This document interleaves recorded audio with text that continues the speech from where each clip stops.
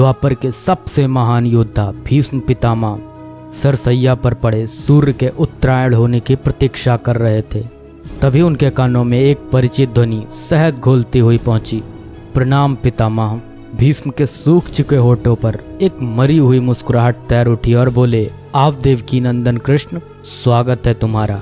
मैं बहुत देर से तुम्हारा ही स्मरण कर रहा था। कृष्ण बोले, क्या कहूँ पितामह, अब तो यह भी नहीं पूछ सकता कि कैसे हैं आप। भीष्म पितामह चुप रहे, कुछ क्षण बाद बोले, कुछ पूछूं के सब, बड़े अच्छे समय से आए हो।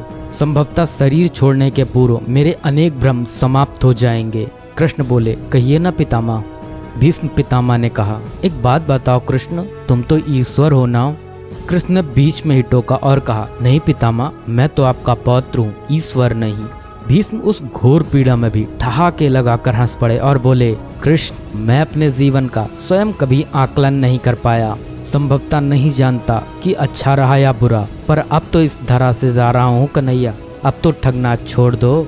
कृष्ण भीष्म पितामह के थोड़ा करीब आए और उनका हाथ पकड़कर बोले, कहिए पितामह, क्या पूछना चाहते हैं आप। भीष्म पितामह बोले, एक बात बताओ कन्हैया, इस युद्ध में जो हुआ वो ठीक था क्या। कृष्ण ने कहा, किसकी ओर से पितामह, पांडवों की ओर से या कौरवों की ओर से। भीष्म पितामह ने कहा, कौरवों के कृत्यों पर चर्चा का तो कोई अर्थ ही नहीं रहा कन्हैया, पर क्या पांडवों की ओर से जो हुआ वो सही था। आचार्य द्रोण का वध, दुर्योधन की जंघा के नीचे प्रहार, दुशासन की छाती का चीरा जाना, जयद्रथ के साथ हुआ छल, निहत्थे कर्ण का वध, यह सब उचित था क्या। कृष्ण ने कहा, इसका उत्तर मैं कैसे दे सकता हूँ पितामह, इसका उत्तर तो उन्हें देना चाहिए जिन्होंने यह किया। उत्तर दे दुर्योधन का वध करने वाले भीम, उत्तर दे कर्ण और जयद्रथ का वध करने वाले अर्जुन। मैं तो इस युद्ध भूमि में कहीं था ही नहीं पितामह। भीष्म पितामह ने कहा, अभी भी छलना नहीं छोड़ोगे कृष्ण। अरे विश्व भले कहता रहे कि महाभारत को अर्जुन और भीम ने जीता, पर मैं जानता हूँ कन्हैया कि यह तुम्हारी और केवल तुम्हारी विजय है। मैं तो उत्तर तुम्ही से पूछूंगा कृष्ण। भीष्म पितामह के इतना कहते ही कृष्ण थोड़ा गंभीर स्वर में बोले, तो सुनिए पितामह, कुछ बुरा नहीं हुआ, कुछ अनैतिक नहीं हुआ, वही हुआ जो होना चाहिए। भीष्म पितामह ने कहा, या तुम कह रहे हो केशव, मर्यादा पुरुषोत्तम राम का अवतार कृष्ण कह रहा है। यह छल तो किसी युग में हमारे सनातन संस्कारों का अंग नहीं रहा, फिर यह उचित कैसे हुआ। कृष्ण ने कहा, इतिहास से शिक्षा ली जाती है पितामह, पर निर्णय वर्तमान की परिस्थितियों के आधार पर लेना पड़ता है।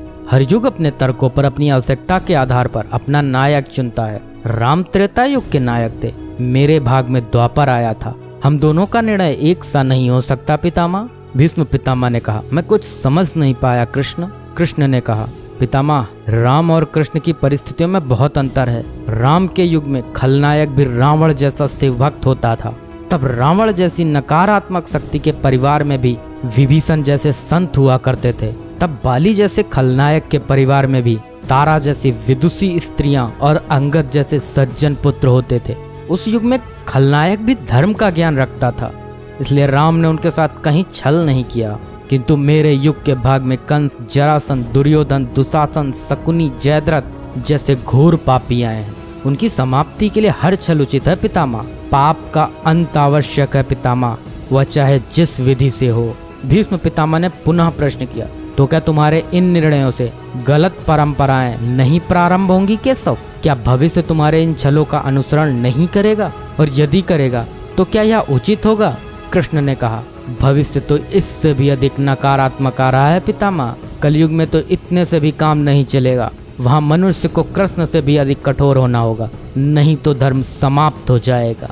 जब क्रूर और अनैतिक शक्तियाँ सत्य एवं धर्म का समूल नाश करने के लिए आक्रमण कर रही हों, तो नैतिकता अर्थहीन हो जाती है पितामह। तब महत्वपूर्ण होती है विजय, केवल विजय। भविष्य को यह सीखना ही होगा पितामह। भीष्म पितामह ने पूछा, क्या धर्म का भी नाश हो सकता है केशव, और यदि धर्म का नाश होना ही है तो क्या मनुष्य इसे रोक सकता है। कृष्ण ने कहा, सब कुछ ईश्वर के भरोसे छोड़कर बैठना मूर्खता होती है पितामह। ईश्वर स्वयं कुछ नहीं करता, केवल मार्गदर्शन करता है। सब मनुष्य को ही स्वयं करना पड़ता है। आप मुझे भी ईश्वर कहते हैं ना, तो बताइए ना पितामह, मैंने स्वयं इस युद्ध में कुछ किया क्या। सब पांडवों को ही करना पड़ा ना, यही प्रकृति का संविधान है। युद्ध के प्रथम दिन यही तो कहा था मैंने अर्जुन से, यही परम सत्य है। कृष्ण की बातों को सुनकर भीष्म पितामह संतुष्ट लग रहे थे। उनकी आंखें धीरे धीरे बंद होने लगी। उन्होंने कहा, चलो कृष्ण, यह इस पृथ्वी पर अंतिम रात्रि है, कल संभवतः चले जाना होगा। अपने इस अभागे भक्त पर कृपा करना कृष्ण। कृष्ण ने मन में ही कुछ कहा और भीष्म को प्रणाम कर लौट चले। पर युद्ध भूमि के उस डरावने अंधकार में भविष्य को जीवन का सबसे बड़ा सूत्र मिल चुका था। जब अनैतिक और क्रूर शक्तियां सत्य और धर्म का विनाश करने के लिए आक्रमण कर रही हों, तो नैतिकता का पाठ आत्मघाती होता है। ईश्वर कुछ भी नहीं करते, ईश्वर सिर्फ राह दिखाते हैं। सब कुछ हमें ही करना पड़ता है और ईश्वर के भरोसे हाथ पर हाथ रख के बैठे रहना मूर्खता होती है।